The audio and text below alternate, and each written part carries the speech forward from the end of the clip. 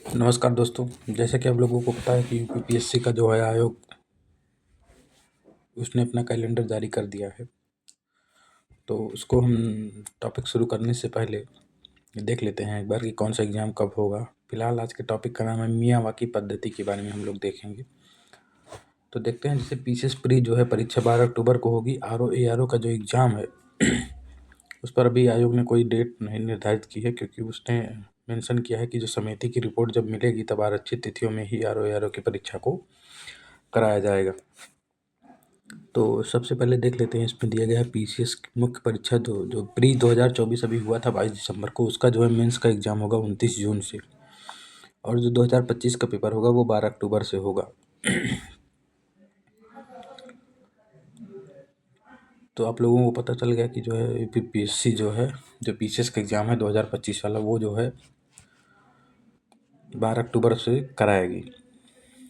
तो देख लेते हैं हम लोग अपने आज के टॉपिक के बारे में, जो कि है मियावाकी पद्धति, जो इन्वायरमेंट से रिलेटेड है। तो मियावाकी पद्धति ये एक ऐसी तकनीक है जिससे जैसे जो शहरी आबादी है वहाँ के लिए ये होता है। तो शहरों में जैसे कम भूमि की उपलब्धता होती है, तो उसमें घने जैव विविधता से भरपूर जंगल उगा सकता है। अपन घनी आबादी मतलब घने जो है पेड़ों को लगा करके जैव विविधता से भरपूर जंगल वहाँ पर उगाया जा सकता है इस तकनीकी के माध्यम से। ये तकनीकी जापानी है, जापान के अकीरा मियावाकी के द्वारा इसको विकसित किया गया था, इस तकनीकी को। ये तकनीक इतनी खास क्यों है, सबसे पहले तो ये हम देख लेते हैं। ये तेज विकास यानी पारंपरिक तरीकों के मुकाबले मियावाकी जो है पद्धति से जंगल बहुत तेजी से विकसित होते हैं।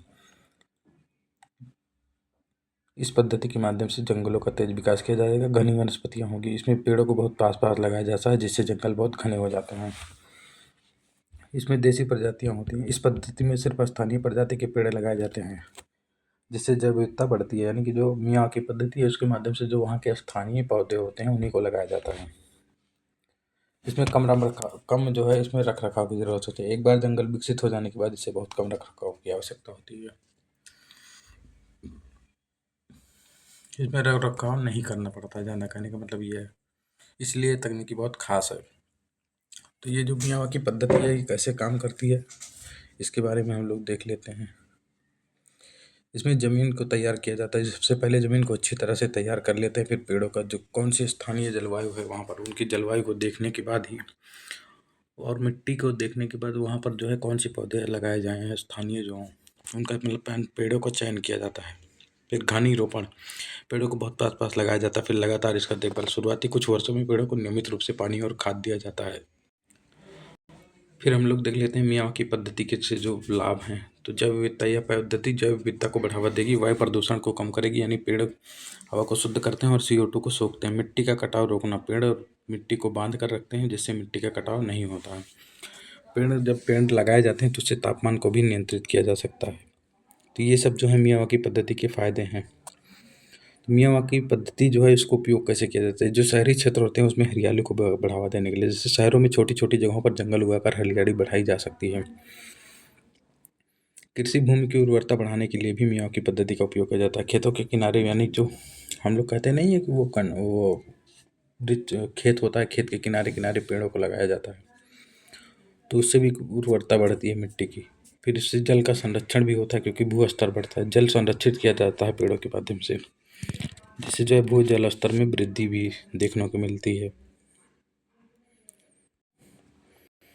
तो मियावाकी पद्धति जो है कि शहरी क्षेत्रों में जो पेड़ों को बहुत पास पास, मानी कम भूमि क्षेत्रों में अधिक पेड़ों को लगा करके घने जंगलों का विकास किया जाता है, इसी को मियावाकी पद्धति कहा जाता है। ये जापानी पद्धति है। तो ये रहा आपका जो है आज की क्लास। इसका PDF आपको हमारे टेलीग्राम चैनल पे जो है मिल जाएगा, जो कि एजुकेशन अड्डा विद VK गुप्ता नाम से है, सर्च कर लीजिएगा। डिस्क्रिप्शन बॉक्स में जो है व्हाट्सएप चैनल भी दिया जाएगा, तो वहाँ पर भी मिल जाएगा। तो देखिए, आ गया है PCS का जो कैलेंडर, उसको जो है आप लोग लग जाइए अच्छे से। धन्यवाद।